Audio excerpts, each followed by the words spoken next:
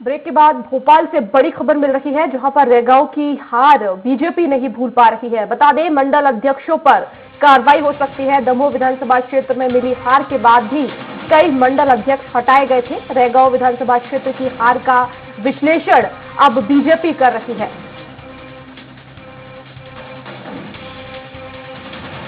और ज्यादा जानकारी के लिए संवाददाता दुर्गेश गुप्ता हमारे साथ लाइव जुड़ गए हैं। दुर्गेश, जरूरी भी है बीजेपी के लिए, क्योंकि परंपरागत सीट है और वो बीजेपी हारी है, ऐसे में विश्लेषण तो जायज है।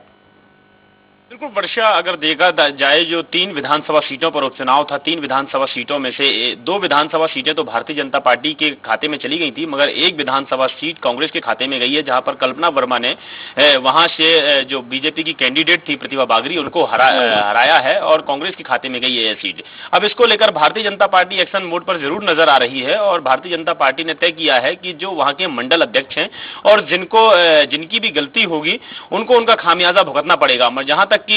भारतीय जनता पार्टी इस पूरे मामले पर और रैगांव विधानसभा सीट पर पूरी रिपोर्ट देखकर वहां पर कार्रवाई भी कर सकती है अपने कार्यकर्ताओं के खिलाफ। जी बिल्कुल दुर्गेश, लेकिन यहाँ पर एक देखने वाली अहम बात यह है कि जिस तरह से बीजेपी मंडल अध्यक्षों पर कार्रवाई कर सकती है, लेकिन यहाँ पर एक देखने वाली बात यह भी कि हो सकता है जनता ने भी वहां पर बदलाव करने का सोचा हो, ऐसे में ये परिणाम हमें देखने को मिले हो। अगर हम ग्राउंड जीरो की बात करें वर्षा, तो वहां का जो समीकरण था वह समीकरण एक पारिवारिक समीकरण में उलझकर रह गया था। जिस तरीके से जुगल किशोर बागरी जो दिवंगत हो गए थे, उनकी वो सीट थी और वहां से वह भारतीय जनता पार्टी से विधायक थे। उनके जो 2 बेटे थे, पुष्पराज बागरी और दिव्यराज बागरी, इन दोनों के बीच में सामंजस्य स्थापित नहीं हो पा रहा था और ये दोनों ही उस विधानसभा सीट से टिकट मांग रहे थे। जब दोनों दावेदारी कर रहे थे, दोनों बेटे दावेदारी कर रहे थे, तो भारतीय जनता पार्टी ने वह टिकट जो है किसी अन्य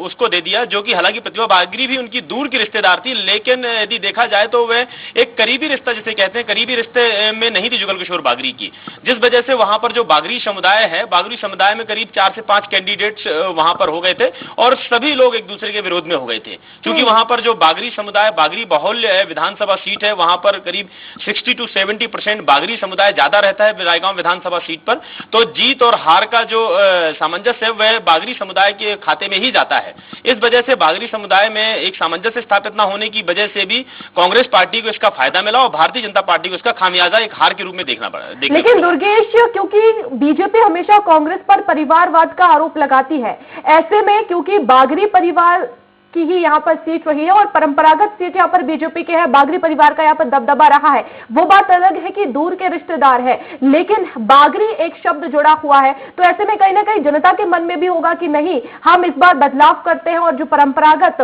जो चला आ रहा है उसे बदलने की कोशिश करें यहाँ पर।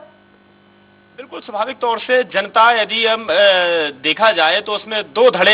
आ जाते हैं, एक बागरी समुदाय और दूसरा जो अन्य समुदाय, श्रमण हो गए और जो अनुसूचित जाति जनजाति ये लोग हो गए, एक वर्ग इनका आ जाता है। जब इन दोनों जो बागरी समुदाय के बीच में सामंजस्य स्थापित नहीं हो पाया, तो स्वाभाविक तौर से जो अन्य समुदाय जिसमें श्रमण आते हैं और पिछड़ा वर्ग आते हैं, ये लोग आते हैं, तो ये लोग फिर जीत हार का फैसला इनके हाथ में रहता है। और स्वाभाविक तौर से कांग्रेस पार्टी ने इनको बाखूबी साधने का प्रयास किया और साधा इनको, और जनता ने भी कहीं ना कहीं, जिस तरीके से देखा जा रहा था कि पहले भी जुगल किशोर बागरी विधायक थे, क्योंकि वहां से रैगांव विधानसभा से इसके पहले भी विधायक रह चुके हैं जुगल किशोर बागरी, तो जनता के मन में भी यह था कि अब बागरी समुदाय से हटकर किसी दूसरे उनको देखा जाए, क्योंकि कल्पना वर्मा कांग्रेस पार्टी से थी और वह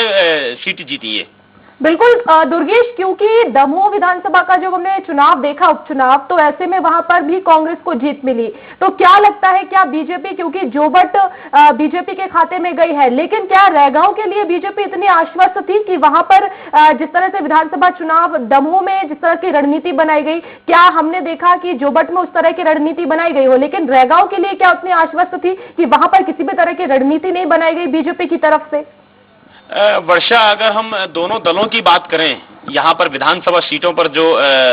पिछले में परिणाम आया था विधानसभा उपचुनाव में, यदि दोनों दलों की बात करें तो कहीं ना कहीं कांग्रेस पार्टी का पलड़ा जो है वह भारी था भारतीय जनता पार्टी से। जहां तक कि जीत और हार का मार्जिन जो था ना, वह बहुत ही मामूली था, 6,000 15,000, ये कोई जीत का मार्जिन नहीं होता विधानसभा सीट पर। जोबट की बात करें तो जोबट में देखा हमने कि जो कांग्रेस कैंडिडेट थी सुलोचना रावत, उनको भारतीय जनता पार्टी ने अपने खेमे में करके और उनको ही टिकट देकर भारतीय जनता पार्टी की तरफ से जीत गई। तो कहीं ना कहीं उसमें भारतीय जनता पार्टी की जीत करार नहीं दे सकते हैं, इसको सुलोचना रावत की जीत करार दी जा सकती है जोबट में। इसी तरह से रैगांव की यदि हम बात करें तो रैगांव में भी हवा चली और कांग्रेस पार्टी से वहां से जीत हासिल की। दमोह विधानसभा उपचुनाव की बात करें तो दमोह विधानसभा सीट पर जिस तरह से कांग्रेस पार्टी ने वहां पर विधानसभा सीट के लिए लड़ाई लड़ी है और चुनाव जिस तरीके से लड़ा है वह वाकई में काबिले तारीफ था, और इसकी वजह से भारतीय जनता पार्टी के मन में एक डर जरूर था कि ये जो 3 विधानसभा सीटों पर उपचुनाव होना है तो इसको लेकर भारतीय जनता पार्टी बिल्कुल सिरे से लगी हुई थी वहां पर जीत हासिल करने के लिए, जहां तक कि एक विधानसभा सीट पर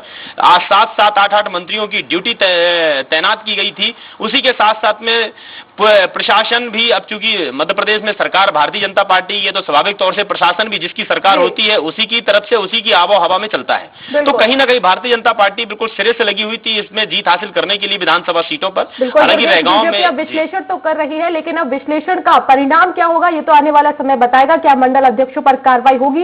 या नहीं, ये आने वाला समय बताएगा। फिलहाल बहुत शुक्रिया हमसे जुड़ने के लिए और तमाम जानकारी के लिए।